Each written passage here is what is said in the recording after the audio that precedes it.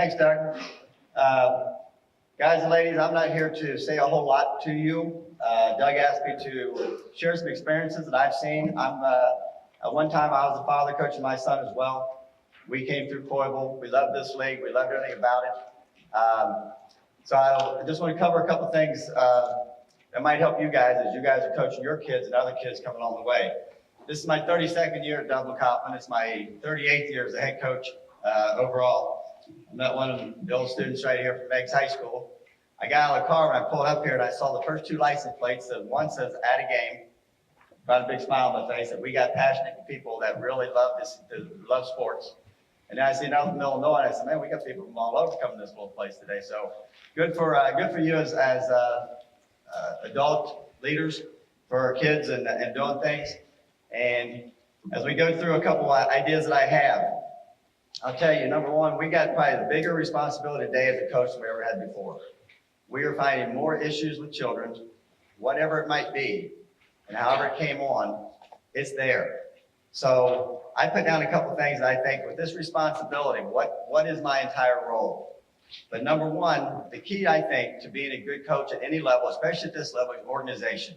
Folks, be organized. If you're organized, parents can understand that. They will like you. If you're not organized, that's the first thing they see is this coach is not organized. He doesn't know what he's doing.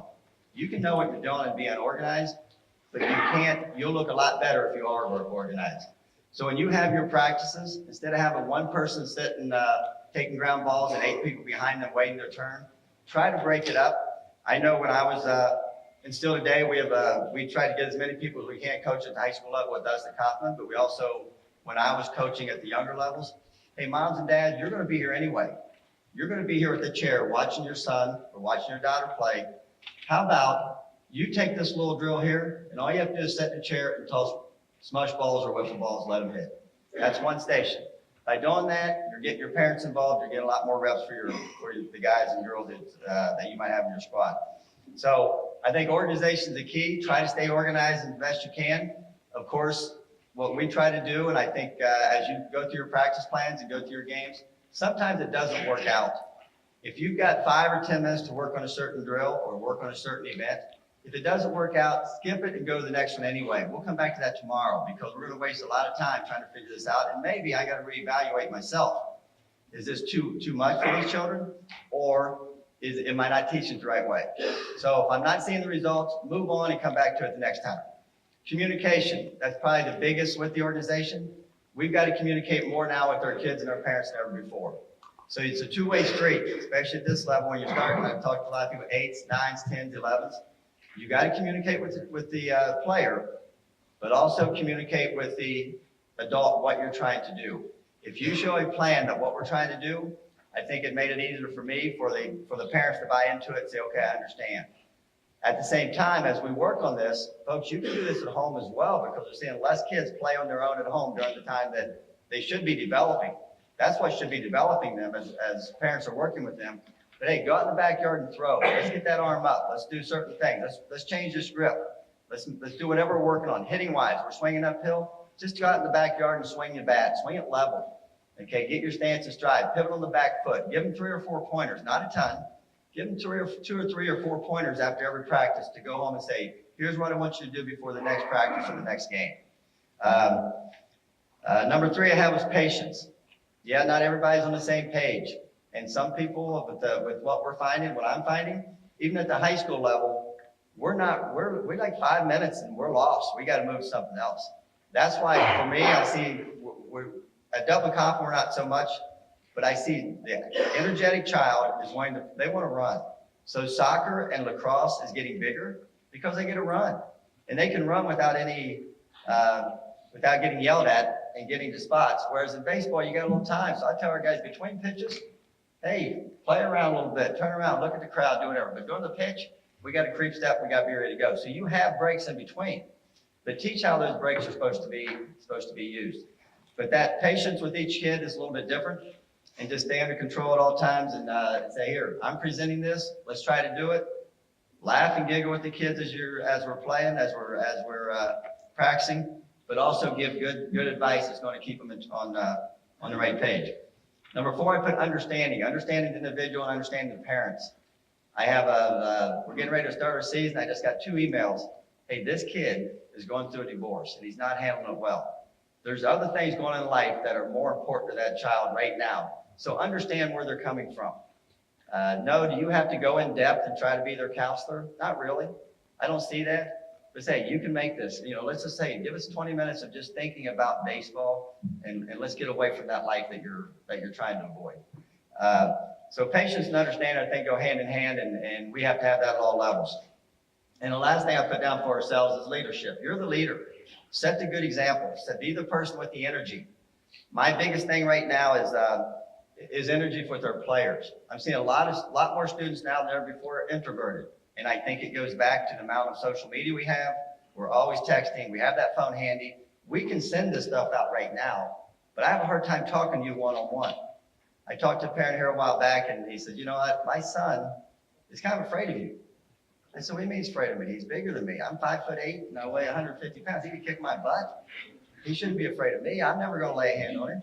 Yeah, but you're intimidating. But you know what? That person intimidating, as I started looking at him, he's intimidated by everything. So that was, to me, it was kind of a little excuse that, this isn't working out for him because he's different. But at the same time, my leadership, hey, put my arm around, hey, you're fine. Hang in there. Let's go. If you have any question, come and see me. Here's what we're trying to do. We're trying to develop you as an outfielder. That's your best spot to play for us. But at the same time, what are you going to separate? What's going to separate you from everybody else? Be able to talk. We have to communicate on the field. We have to communicate in life. The people that communicate, I tell people, that's who gets ahead. That's who gets ahead in life, are the ones that can talk to other people. I use an example with our team probably 3 times a year.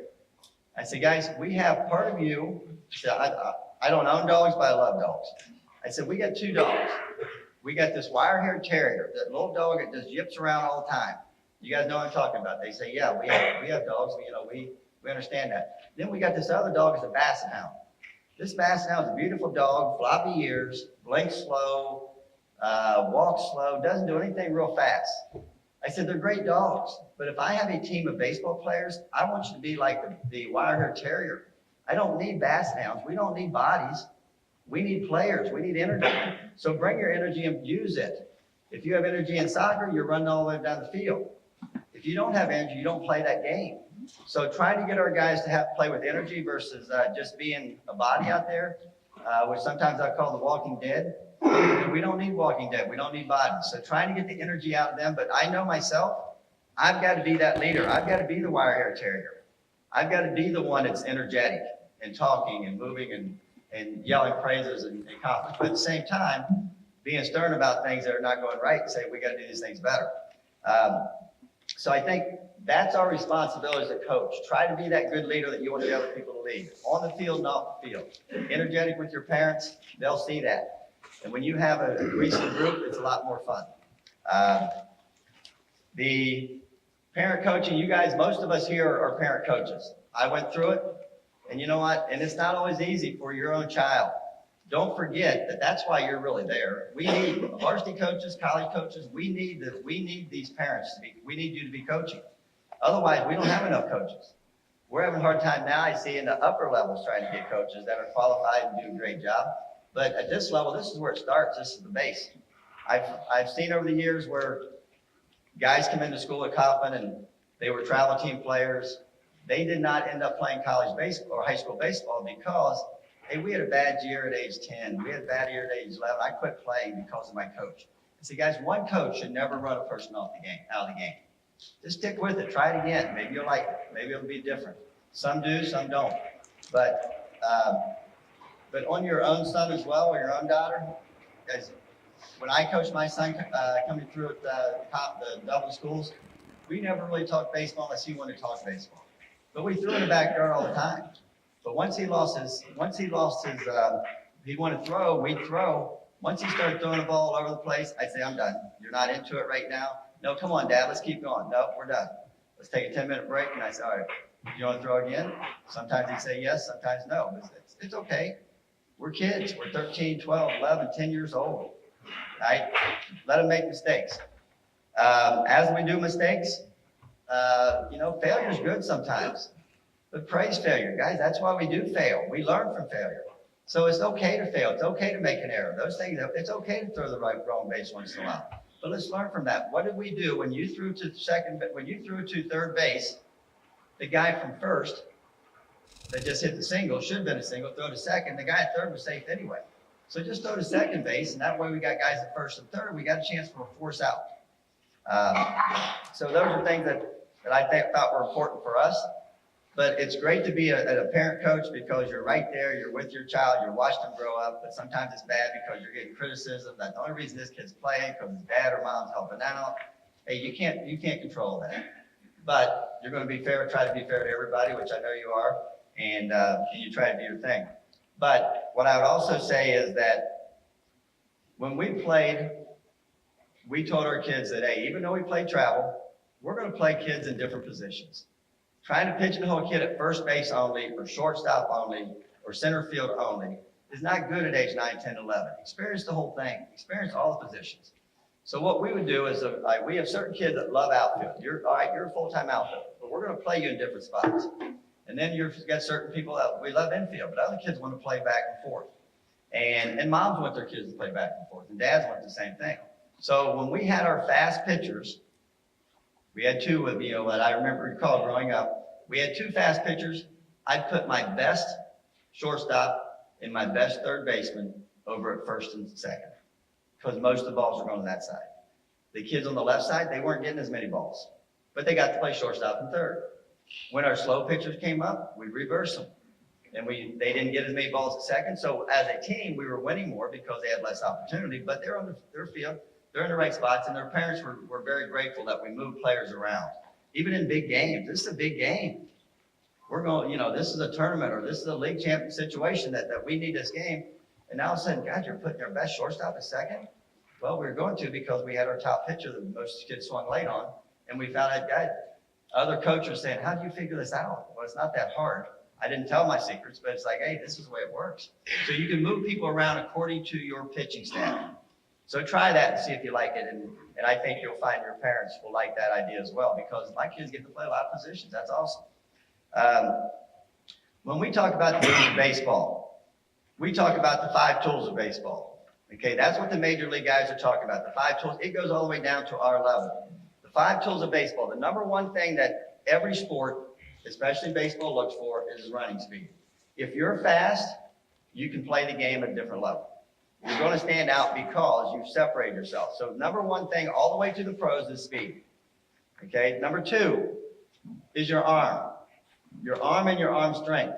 That's number 2, what they're looking for. Okay, that's what we look for at the high school level, and that's what we'll show at your level. If I got a kid that really has a good arm, I can play him at different positions. I can also pitch him. I can do a lot of things with that person. Number 3 is your defense. Can I catch the ball and go get the ball? Well, if I can run, I should be able to play some defense. So that means, do I field the ball? And it's all about consistency, just consistency. And then number 4 would be hit. Okay, can I hit? Can I make contact? Number 1, that's where we start. Just make contact. All right, now let's start driving the ball. We're starting to get into the launch angle and all this stuff. Guys, I wouldn't even worry about that. That's way over their head, and it's way over my head.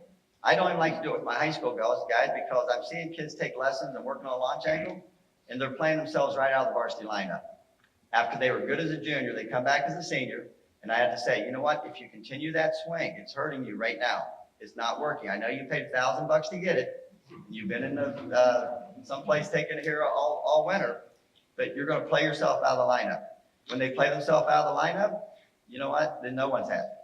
I can't keep playing you when you're one for 35 here and you haven't shown anything. We got other kids that deserve a chance to get in there and do the same thing and try to play. And then the last thing is hit for power. You go hit for power. If I'm a good first baseman or a good third baseman or a good catcher, I don't need the running speed, but I do need hit for power. That's what they look for at the upper levels.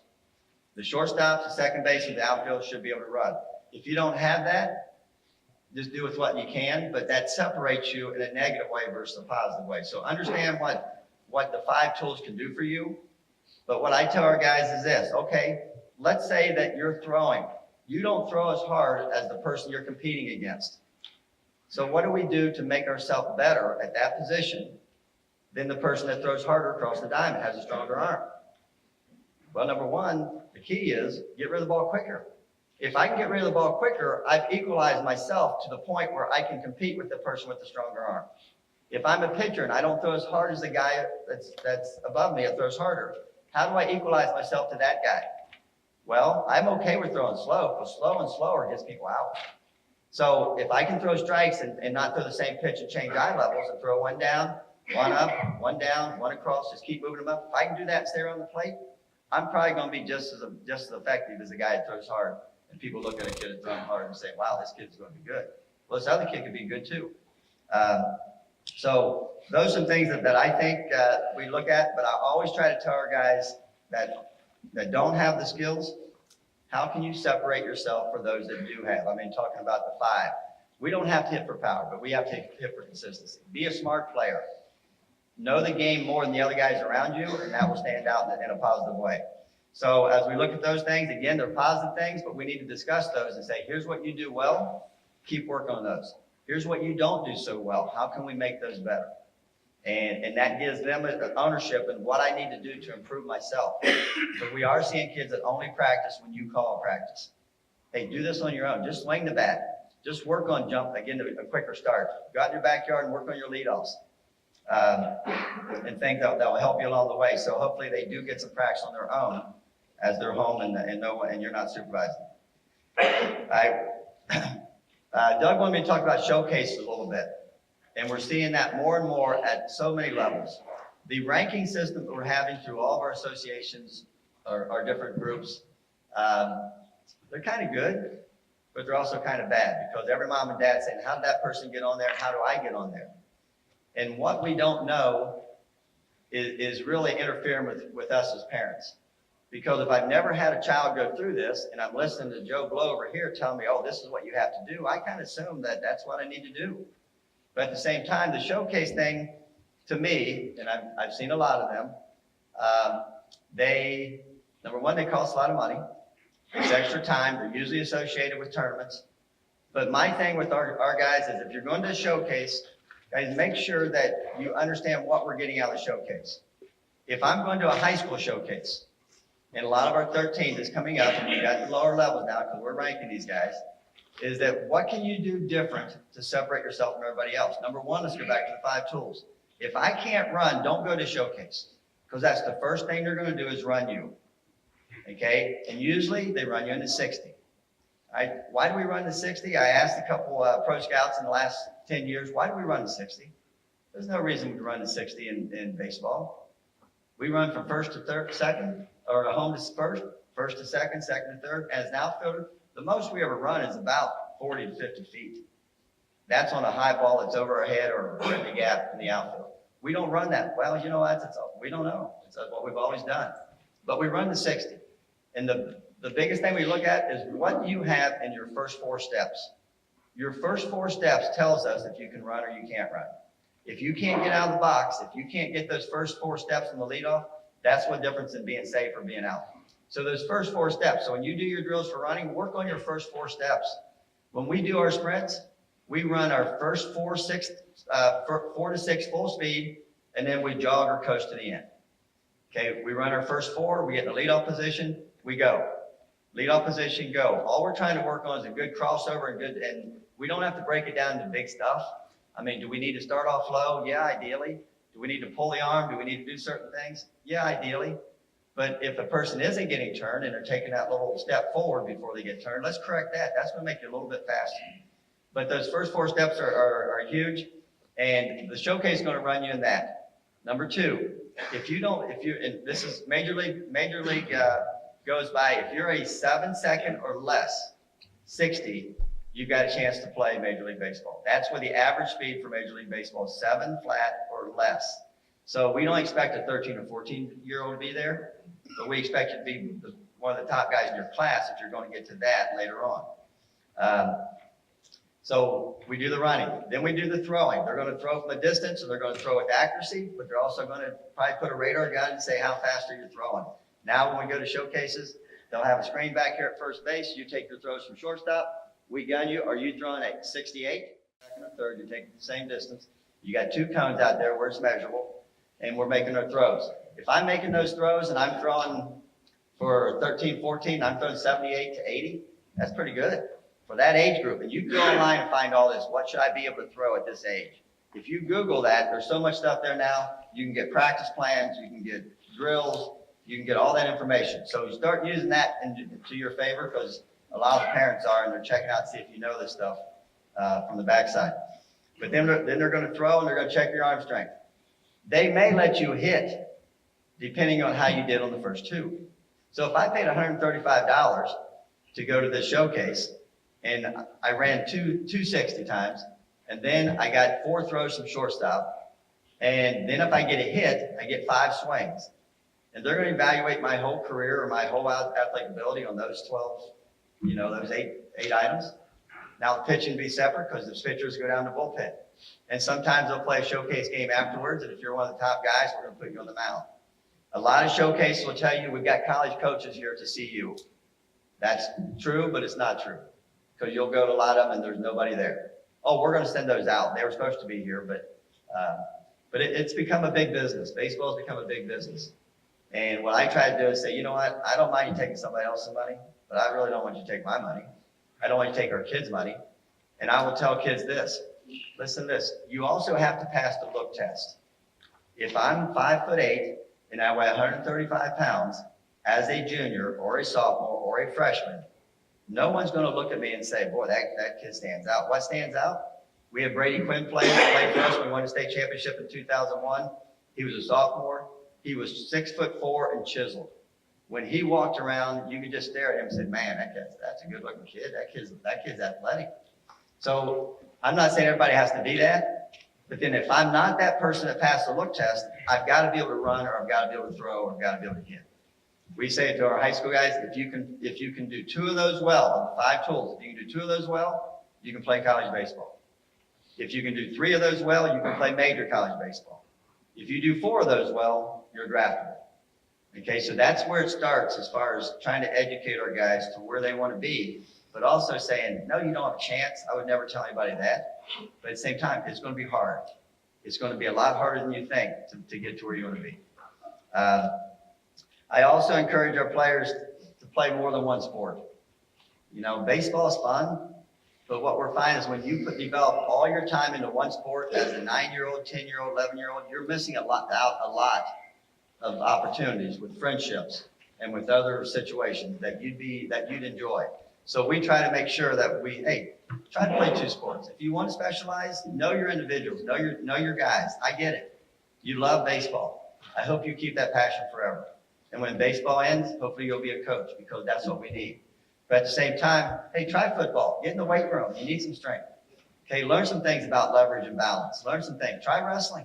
Wrestling is good for you. It's a grueling sport. Basketball seems to go well with baseball. Football seems to go well with baseball. But now you got an opportunity when, this coach wants to do this, and basketball is going to go to the trip. We just got to work it out. And as a parent, you got to say, my son wants to do both. He can't do both. What do we choose? And then talk to the higher ups and say, here's our situation. Most people understand. If you have a coach that says, no, if he doesn't go to this, I'm cutting him, that's a different story. I'll give you an example. My son, CJ Saunders, plays for the Ohio State Buckeyes football team.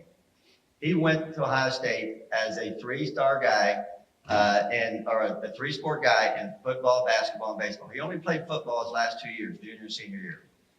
And he went to football so he could get in the weight room to get stronger for basketball and baseball. He had 2 good years in football. He was all district in football his senior year. He comes to basketball. Well, in basketball, his junior year, he says, the head coach says, CJ, you're going to be a starter for us next year. This was 2 years back. You're going to be a starter for us as a sophomore. So he played soccer as a freshman. He didn't play soccer as a sophomore. He did all basketball. He said, Dad, I hate it. All we do is open gym every day. I want to play in a game where I'm competing to win, not just run up down the court to get better. I'll be okay for basketball. So I love the basketball coach, but he said, you know what? If you don't play basketball, you'll be on JV next year. And I said, CJ, take a chance. If you're good, they're going to move you up. Well, they put him on JV for a day, and they put him in varsity, and he was all league as a sophomore and junior. And he goes on and gets 3 offers in basketball as scholarships in Division II. He said, Dad, I don't want to go to a small school. I said, Ashland University is not a small school, CJ. Let's just go look at it. But I didn't force him. I just want to say, hey, just try it. I went to Rio Grande. I went to a small college. I loved it. It was the best place for me in the world. I know what a small college is like. And couldn't get him to do it, so he goes into baseball season, makes all district. He has a place to play at Ohio State as a walk-on. We got a place, you're on the team in the fall. He finds out that he can't join a fraternity in baseball if he plays Buckeye baseball. He said, I'm not playing. I want to get in the fraternity. And in the end, he doesn't go to baseball. Then he changed his mind in the middle and said, now I really wish I would have played baseball. So he met up with Coach Beals. He's going to be on the team next year. He's got to play this summer for a collegiate team. Well, meanwhile, he gets a call from Luke Fickle. He said, I heard you're down here. You're not very big. You weigh 155 pounds. I heard you're athletic. He's 5'10". He can dunk. He was a great defensive player and ran quicker than a cat. So he gets on the team, and now he's in the lineup, and he's on his way, and he says he'll be in the NFL in 2 years. That's, to me, not because he's mine, but that's what we hope for every kid. Just opportunities. Take opportunities and run with them. And if your heart and soul's in the right spots, which we don't measure anymore, we don't measure a lot about heart when it comes to upper levels. We want to see those 5 tools in action right now that, hey, you can make it. Go play. Go play at a smaller school. Try it out. You can always transfer. Transfer is big now. It used to be kind of a thing you don't do. Every kid now is changing 2 or 3 colleges, it seems like, before they graduate. So those opportunities are there, but I want to end on this. How many games should we play? I don't know. Know your kids. Is it because I want to play 80 games or 60 games or 30 games, or because the kids and their parents want to play 30 games? For some players, 30 games is plenty. For other players, they want to play more. They want to play 50, 55. How many tournaments should we play in? I want to play in 4 tournaments. Well, I want to play in 6. All we do is play tournaments. That's up to you and your group. As long as you communicate what we're trying to do and why we're trying to do this, then you got a good plan. I think it'll work out. But I don't think there is a certain number that's good, because it's different for every person. And you'll see some people want to keep playing. Hey, let's go to this 1 more tournament. Let's go to these 2 more tournaments. No, we're done, man. It's late July, and we started in all winter we were indoors. Now it's March, we're playing games in good and bad weather. So I don't think there's a proper number, but for your group, do it because it's what the kids want to do, not necessarily what you think is best and what you want to do. Make them understand that, and I think it'll work out for you. But the very last thing, college recruiting. Guys, I hear this a lot, that my kid is getting recruited. He got letters in 8th grader. Guys, they're not getting recruited until you actually get a call from the coach. I coached at Indiana University for 2 years under Bob Morgan, legendary coach, and we had 26 letters that we would send to players. The first letter is, I heard this name, somehow it came across my desk, and now it's even more because we're getting the whole showcase list. We're getting the whole tournament list. We're sending out mass flyers and emails to these kids and their parents. They think they're being recruited. Oh, by the way, while you look at this, can you give me the top 5 to 10 players in your age group that you play against? So that expands my list, my marketing. So I'm sending those out and saying, can you keep adding this? So you're really not getting recruited. It's just, number 1, seeing if you'll return that and seeing if I can get more names. As you go down the line, you'll get a 2nd letter and then a 3rd letter. Hey, by the way, we're having a showcase at our college, and it's $150 on a Sunday. It's 2 hours at whatever university it is. And, we're getting recruited, so we better go. It goes back to that showcase. It becomes a moneymaker. And I'm not saying it's wrong, but our coaches have figured out how they can make money for their assistants and their volunteer assistants and raise money for their Florida trip or whatever they're doing. So it's a good thing for them. But you can get crossed off a list faster than you can get put on the list. And what I mean by this is, I go to showcase. I'm the head coach. I'm the assistant. I saw you here. But these guys here, we don't worry about them. They're not going to make it at our place. But these 3 guys here, let's put them on the list. They look really good. We're going to keep following them. Now, when I actually start calling them as a coach, now I'm being recruited.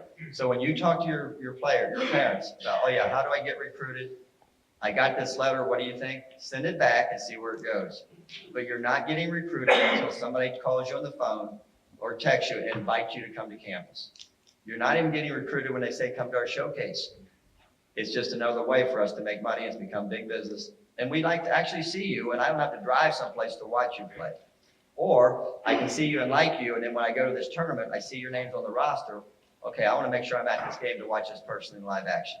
So I hope that was some good information for you. I'm at Dublin-Coffin High School. My email, if you want to write it down, is Saunders_Tim@dublinschools.net. It's the same as all the other Dublin schools. It's Saunders_Tim@dublinschools.net. If you have any questions, feel free to email me. I'd love to help you out, give some advice, what it might be. And I know you all do a great job. I've been involved with this for a long time. And as you coach, like I said, you're the leader, lead in a positive way, and everything will follow you in the right direction. So do we have any quick questions before we stop? I know we got a long meeting, some things going on. We got basketball games for our kids and hockey games coming up. If you have any questions, feel free to email me. I'd be glad to help you out. And if you want to come to a practice someday, if you just want to come and watch our practice, see what we're doing with our older kids, or maybe even bring your team and watch a practice. Maybe we could arrange that to say if you're close or local. So stay in touch on anything. Doug, thanks for having me, and folks, I hope I gave you some information there to help you along the way. Thank you.